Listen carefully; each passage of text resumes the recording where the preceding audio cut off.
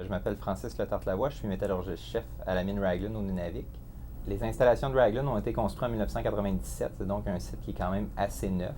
On est ouvert 365 jours par année, c'est une opération 24 heures, ce qui fait qu'il y a très peu d'arrêts, c'est en continu. Ici au concentrateur, ce qu'on fait, c'est on traite le minerai. Le minerai arrive de sous terre, s'en vient à nous via camion, ce qui fait qu'on va recevoir des roches d'une taille d'à peu près 4 pouces. Ça peut être un peu plus gros, ça peut être un petit peu plus petit, dépendant du type de gisement. On traite environ 3800 à 4000 tonnes par jour. L'alimentation contient grosso modo 3% de nickel, un petit peu moins de 1% de cuivre. C'est quelque chose qui est très riche pour une mine. Avec ça, on va en faire un concentré. Le concentré final, c'est une poudre très fine dans laquelle on a concentré les minéraux de valeur, c'est-à-dire ce qui contient du nickel et du cuivre. En bout de ligne, là, on parle de peut-être 17 à 20% de nickel, puis 4 à 5% de cuivre. À ça vont s'ajouter des métaux précieux et quelques impuretés qu'on n'a pas été capable d'enlever dans le circuit de traitement. On parle d'environ 90% de récupération des métaux de valeur. On parle ici d'une petite opération, c'est très automatisé, ce qui fait qu'on a peut-être 8 à 10 opérateurs. On peut avoir 8 à 10 mécaniciens sur le site en tout temps, 4 à 5 électriciens.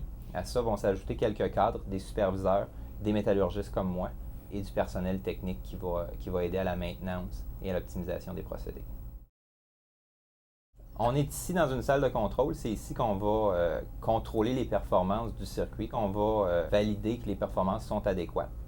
Dans le circuit de flottation, ce qu'on essaie de récupérer, ce n'est pas des métaux purs, ce sont des minéraux.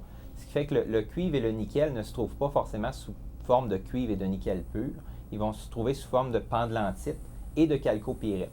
C'est un mélange cuivre, fer, soufre dans lequel la roche se trouve.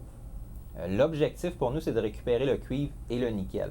Ce qui fait qu'on va utiliser des réactifs pour rendre ces métaux de valeur-là, ces minéraux de valeur-là, hydrophobes, c'est-à-dire qu'ils ont peur de l'eau. Ce qui fait qu'on retrouve une pulpe, c'est de la boue en fait. Avec ces réactifs-là, c'est du xanthate. Dès qu'on va ajouter de l'air là-dedans, les minéraux de valeur vont flotter et ce qui n'a pas de valeur va rester dans le fond.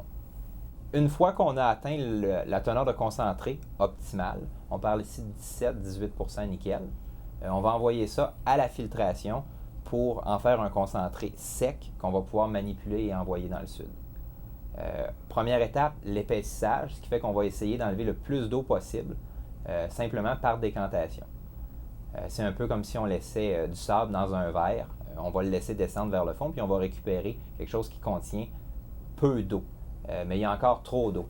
Ce qui fait qu'on va passer ça à travers des filtres. Les filtres sont poreux, ce qui fait qu'il y a assez de place pour laisser passer l'eau, mais pas assez de place pour laisser passer la roche.